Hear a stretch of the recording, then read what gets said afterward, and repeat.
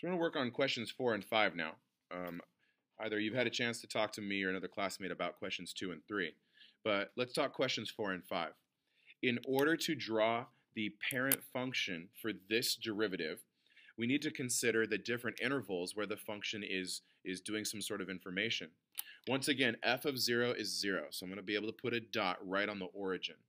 However, as we look in the left side in quadrants 2 and 3, we see that the derivative is positive, so the parent function is increasing, but there's this key feature that it's really like low or close to 0 over here.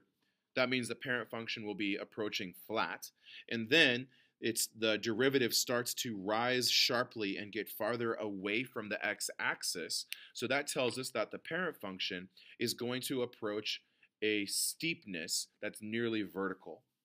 I don't know too much about how high or how low this is. I don't have enough detail for that, and it's not even necessary for this example. But I know that over here the parent function is flat because the derivative is really close to 0. And then as I get closer to f of 0 equals 0, the parent function is going to be super steep because the derivative is approaching infinity. So kind of working in reverse. Parent function, really steep, flattening out until eventually it looks flat. There is no connection to the shape of this one matching the shape of this one. It's just the way that this function is designed. So draw that out. On the other side, looking at the derivative in the first quadrant, it's positive. The derivative is positive, so that means that the slope of the function is positive in the interval from 0 to infinity. However, when we're really close to 0, x equals 0, the derivative is approaching infinity. And as we move away from x equals 0 to further and further values, the derivative gets lower and lower and lower, meaning the value of the slope approaches 0.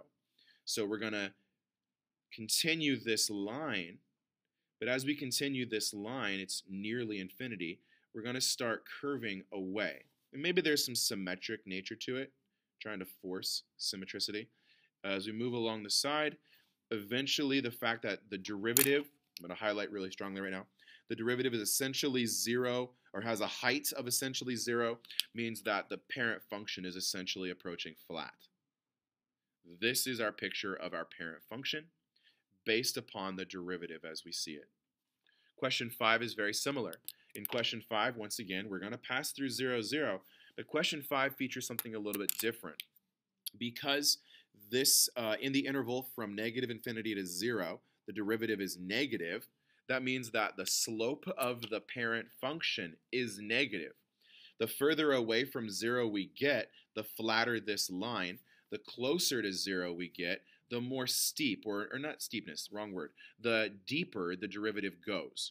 Again, the height of the derivative is directly related to the slope of the parent function. Don't open it. Okay, so that means from here we approach infinity, and then afterward, this over in first quadrant, that's all positive. It's approaching infinity, but it's getting flatter and flatter, so the slope is approaching 0 of the parent function.